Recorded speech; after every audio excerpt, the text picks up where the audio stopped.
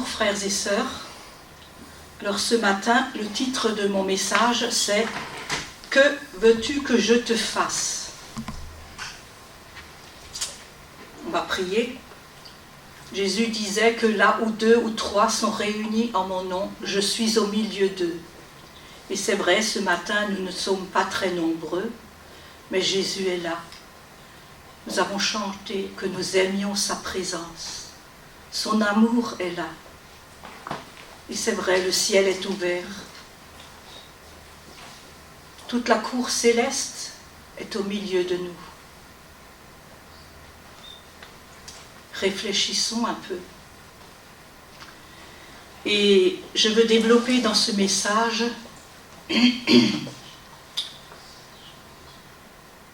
ce que Jésus était quand il était sur sa vie terrestre. Son caractère, sa manière d'agir, sa proximité avec les personnes. C'est vrai, il est toujours encore là, il est au ciel. Mais il te pose la question, que veux-tu que je te fasse? Pour les uns, ce sera la guérison. Pour les autres, qui ont besoin de paix, de délivrance. D'autres ont besoin d'autre chose, de changer de vie, de changer de caractère. C'est vrai, quand on a un caractère de cochon, il vaut mieux qu'on le change. Jésus n'aime pas ça. Alors, Jésus, ce matin, tu es là, tu es à nos côtés, et tu veux parler à nos cœurs. Et un soir, tu m'as fait réfléchir sur les 5 sens que nous avions.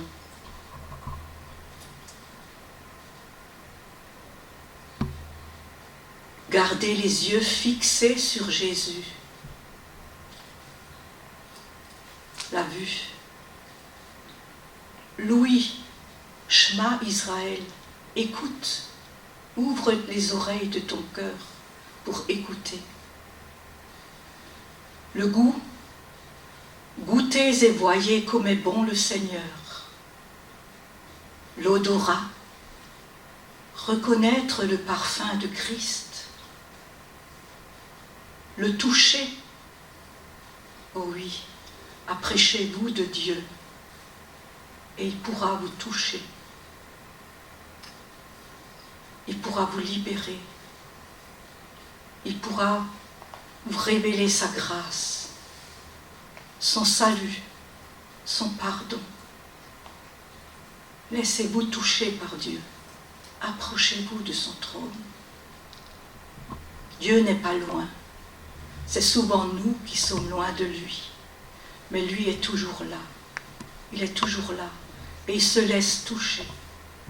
Oh, combien il attend ton retour à la maison de ton Père. Combien il attend le retour de l'enfant prodigue. Il va sur la montagne et il guette son retour. Oh oui, merci, merci Seigneur, pour ton amour, ton pardon. Ça fait longtemps que tu attends qu'il revienne à la maison de ton Père. Alors ce matin, nous allons un peu voir ce qu'a été Jésus quand il était sur terre. En Luc 4, verset 16, il se rendit à Nazareth où il avait été élevé et selon sa coutume, il entra dans la synagogue le jour du sabbat. Il se leva pour faire la lecture et on lui remit le livre du prophète Ésaïe. L'ayant déroulé, il trouva l'endroit où il était écrit « L'Esprit du Seigneur est sur moi, parce qu'il m'a oint pour annoncer une bonne nouvelle aux pauvres. Il m'a envoyé pour guérir ceux qui ont le cœur brisé, pour proclamer aux captifs la délivrance et aux aveugles le recouvrement de la vue, pour renvoyer libres les opprimés et publier une année de grâce du Seigneur. Ensuite, il roula le livre, le remit au serviteur et s'assit. Tous ceux qui se trouvaient dans la synagogue avaient les yeux fixés sur lui. Alors il commença à leur dire: Aujourd'hui, cette parole de l'Écriture que vous venez d'entendre est accomplie. Jean 1, verset 14. Et la parole a été faite chair, et elle a habité parmi nous, plein de grâce et de vérité. C'était Jésus la parole.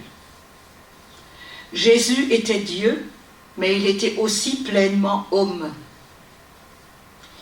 Il était comme nous. Vous voyez au puits de Jacob, quand il a rencontré la Samaritaine, Jean 4, verset 6, là se trouvait le puits de Jacob. Jésus, fatigué du voyage, il était fatigué, il s'assit au bord du puits et lui a demandé à boire. Jésus avait aussi faim. Le matin, retournant à la ville, il eut faim. Matthieu 21, 18, Jésus dormait dans la barque lorsqu'il y avait la tempête. Il avait soif. Jean 19, verset 28, sur la croix, il dit « J'ai soif ». Il a souffert l'agonie physique, puisque sa sueur devint comme des grumeaux de sang qui tombaient à terre. Ça c'est en Luc 22, verset 44. Jésus était réellement humain. Il est mort sur la croix. Et c'était le but de la venue de Jésus-Christ sur notre terre. Il a voulu racheter les hommes du péché, et sa mort sur la croix a ôté le péché du monde, de sorte que la voie est ouverte à tous pour s'approcher de Dieu et obtenir le pardon et la vie. 1 Jean, verset 2, il est lui-même une victime expiatoire pour nos péchés, non seulement pour les nôtres, mais pour ceux du monde entier. Il a participé à la nature humaine afin que nous puissions participer à la nature divine. 2 Pierre 1, verset 4, lesquels nous assurent de sa part les plus grandes et les plus précieuses promesses, afin que par elles vous deveniez participants à la nature divine, en fuyant la corruption qui existe dans le monde par la convoitise. Quel était le caractère de Jésus? Il était infiniment saint, soumis et obéissant à son Père. Jésus recherchait l'accomplissement de la volonté de son Père. Jean 4, verset 34.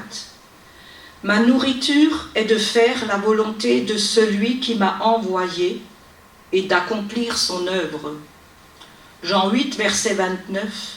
« Celui qui m'a envoyé est avec moi.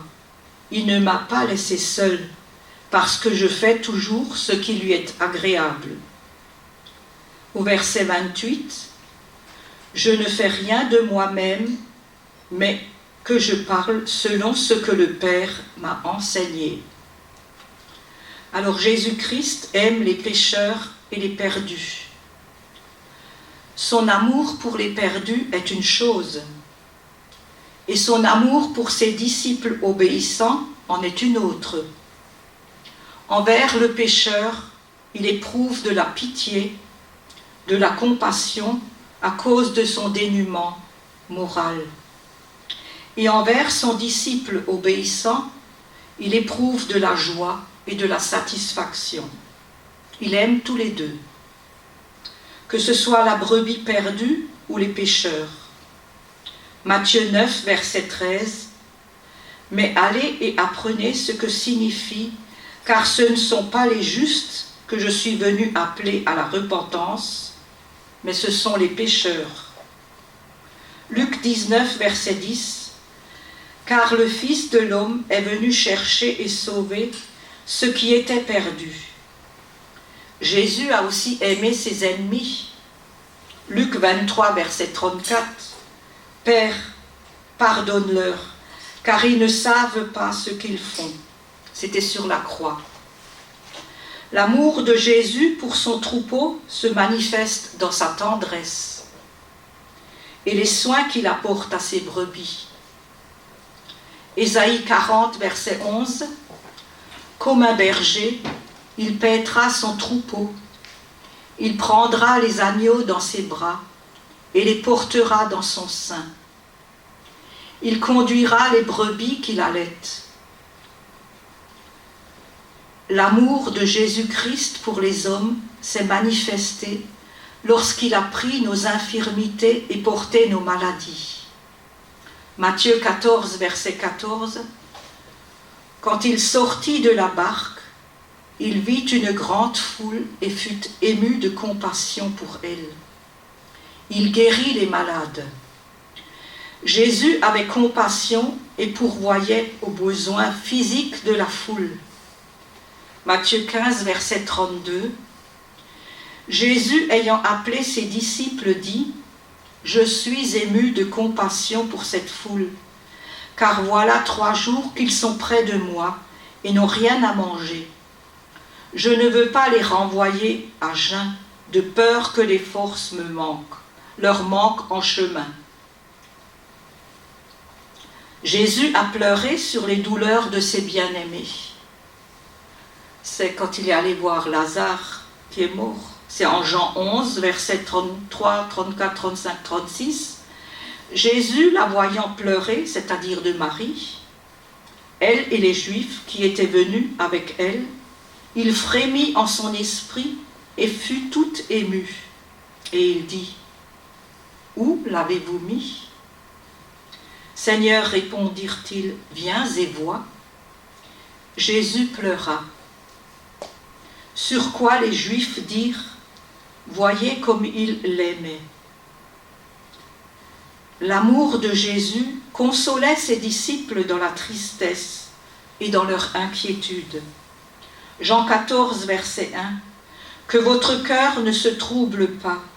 Croyez en Dieu et croyez en moi. » Jean 14, verset 27, « Je vous laisse la paix, je vous donne ma paix.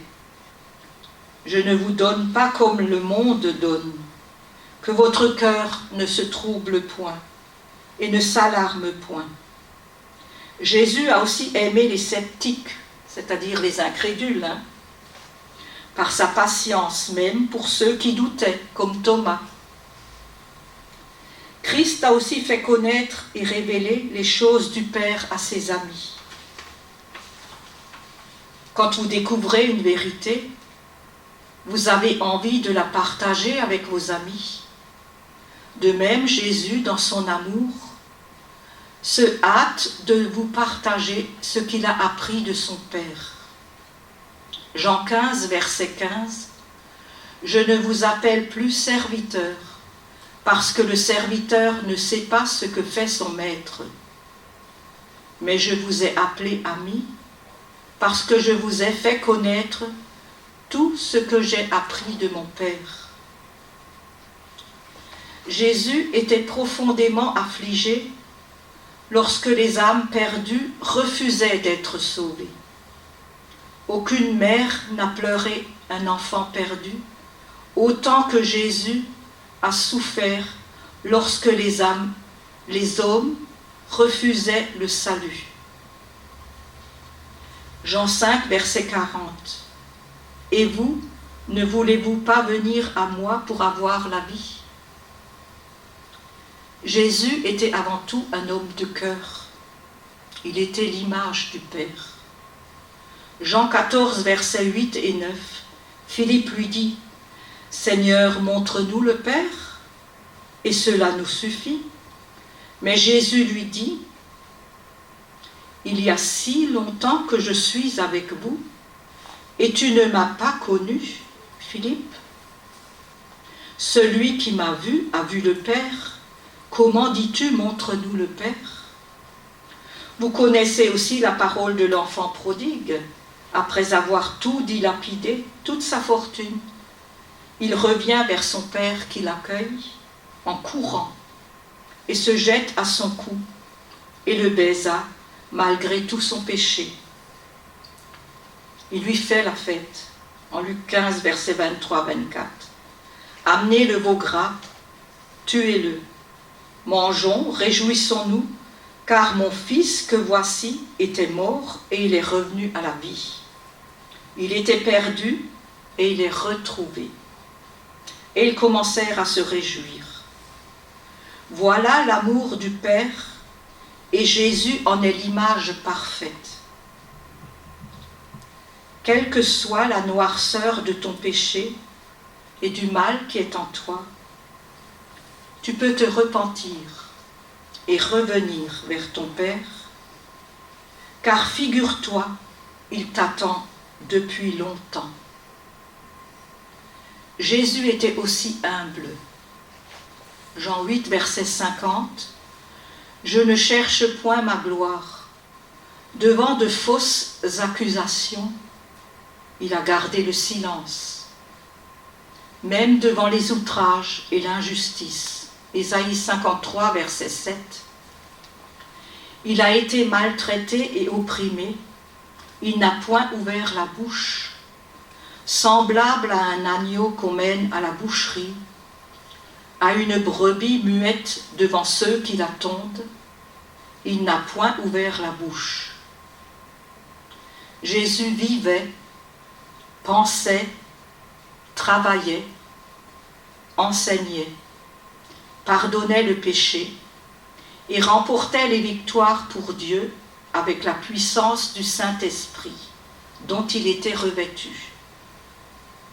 Si c'est par la puissance du Saint-Esprit que Jésus-Christ, Fils de Dieu, a vécu son ministère, combien plus nous aussi sommes dépendants de lui pour notre vie, dans nos luttes contre Satan et le péché. Jésus était conduit par le Saint-Esprit dans tous ses actes. Luc 4, verset 1. Jésus, rempli du Saint-Esprit, revint du Jourdain et fut conduit par l'Esprit dans le désert. Alors on va lire la guérison d'un aveugle à Jéricho. C'est en Luc 18, versets 35 à 43.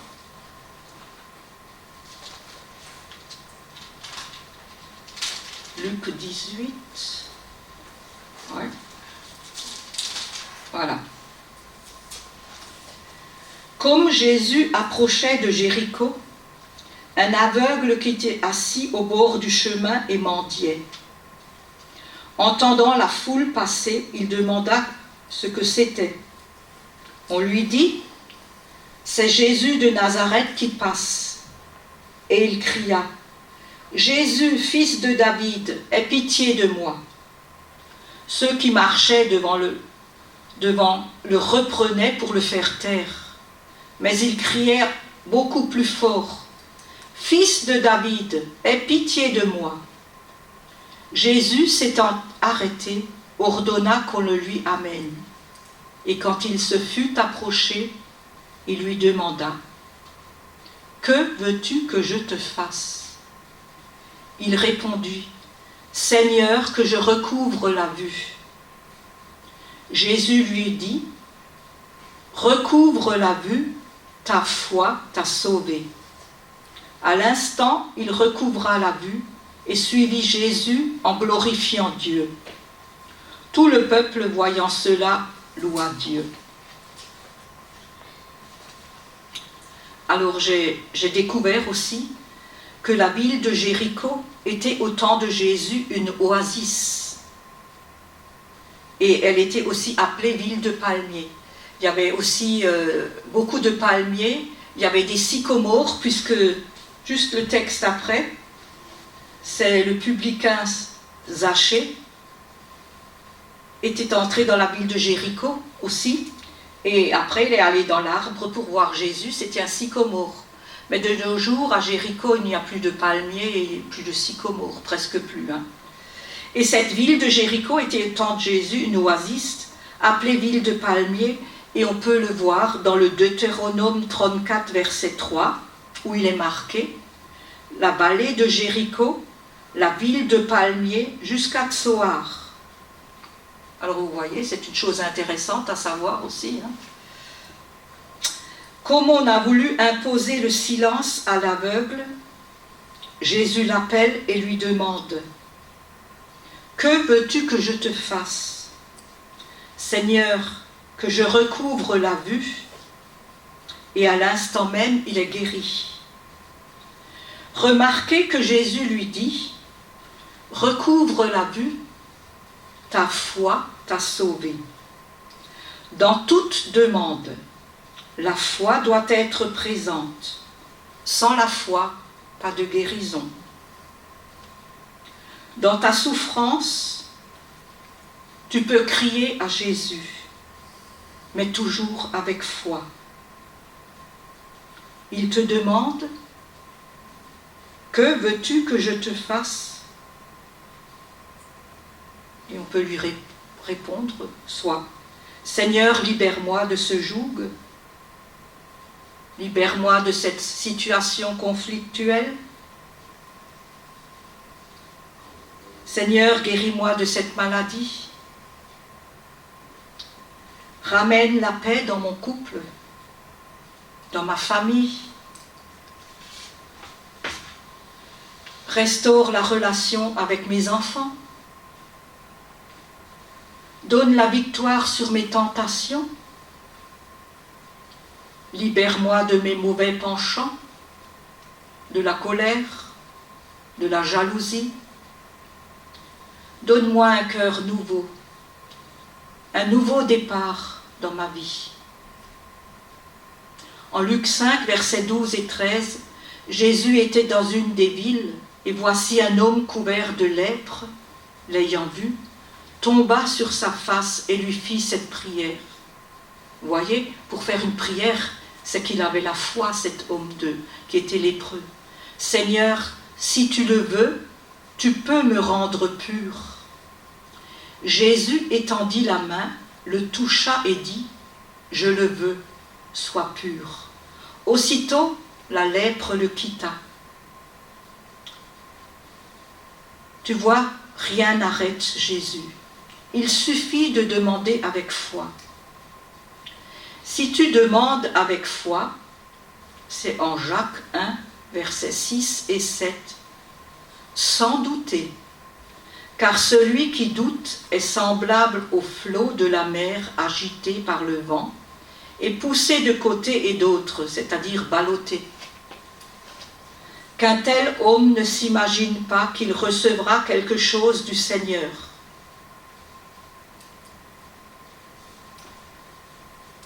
Alors, la foi n'est pas passive, mais elle est active.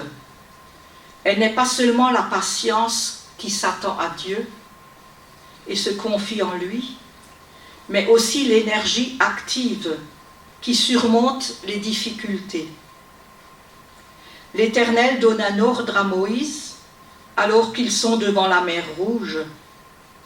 Parle aux fils d'Israël et qu'ils marchent. C'est en Exode 14, verset 15. Là, il y a deux aspects de la marche par la foi. D'abord, l'entière confiance à Dieu, qui a seul la puissance pour délivrer. Ensuite, il y a l'énergie active qui nous fait avancer, même s'il y a des eaux de la mer qui nous barrent la route. Dieu dit qu'il marche. Pour Israël, marcher, c'était aller droit à la mort. Mais pour la foi, c'était la délivrance. Le peuple ignorait ce que Dieu disait à Moïse, comme nous aussi. Nous ignorons ce que Dieu prépare et dispose pour nous, tandis qu'il fait appel à notre foi. La foi se caractérise parce qu'elle compte sur Dieu, non pas simplement malgré les difficultés, mais malgré les impossibilités.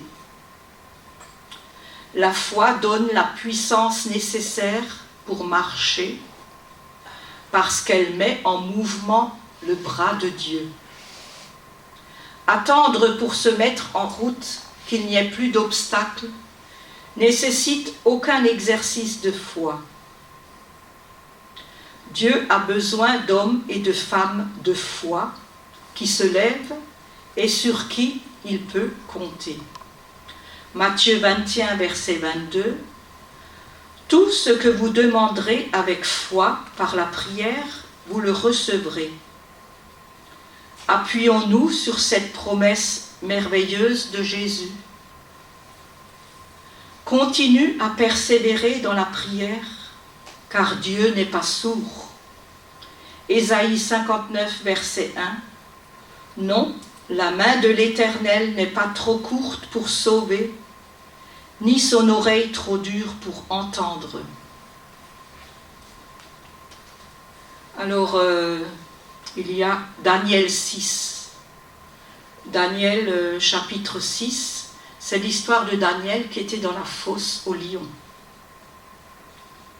Il se peut que tu sois comme Daniel dans la fosse au lion, ou que tu vives une situation similaire, accusé injustement, parce que tu as été fidèle à Dieu. Mais lorsque le roi vit que Daniel était vivant, il était tout joyeux.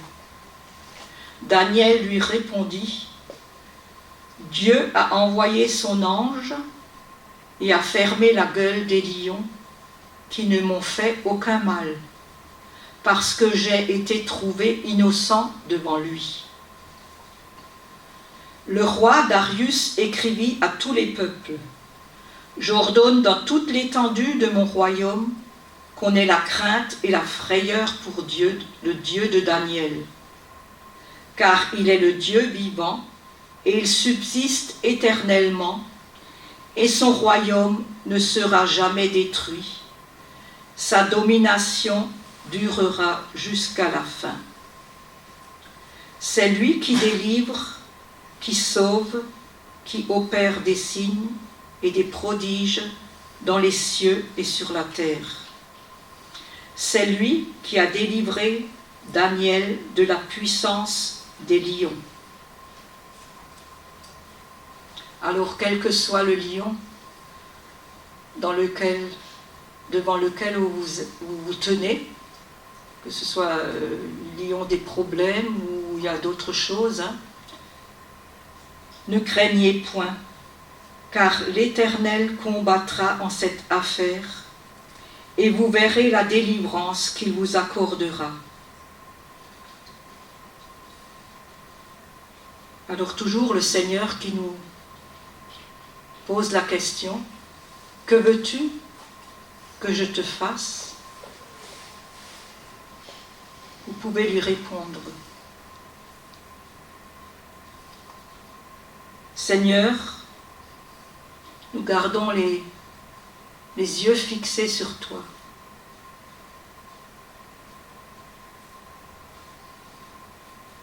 En toutes ces choses, nous sommes plus que vainqueurs. Oui, Seigneur, augmente notre foi. Nous avons besoin de foi. Même si c'est une toute petite foi, comme un grain de sénévé, c'est la plus petite graine, et qui pourtant donnera un si grand arbre. Ou si des fois vous n'avez pas la foi, appuyez-vous sur la prière de foi des frères et sœurs dans une église. Et souvent le miracle après apparaît. Saint-Esprit, viens diriger notre vie. Viens nous encourager à aller de l'avant et à aller à la faveur de Dieu et à s'attendre à la faveur de Dieu. C'est vrai, je suis consciente qu'il y a des personnes qui vivent dans des situations difficiles, des situations complètement emmêlées, qui vivent dans la confusion, qui ne savent plus où donner de la tête et vers qui se tourner. Mais Seigneur, à qui irions-nous? Tu as les paroles de la vie éternelle. Tu es puissant, tu peux changer une situation qui est difficile ou quelque chose de mal en bien. Parce que tu es puissant et nous te faisons confiance. Tu es notre sauveur. N'es-tu pas notre sauveur, Jésus? Tu es notre sauveur. Et nous avons besoin de toi. Seigneur, réponds à notre appel. Réponds, Seigneur. Gloire à ton saint nom. Amen. Amen.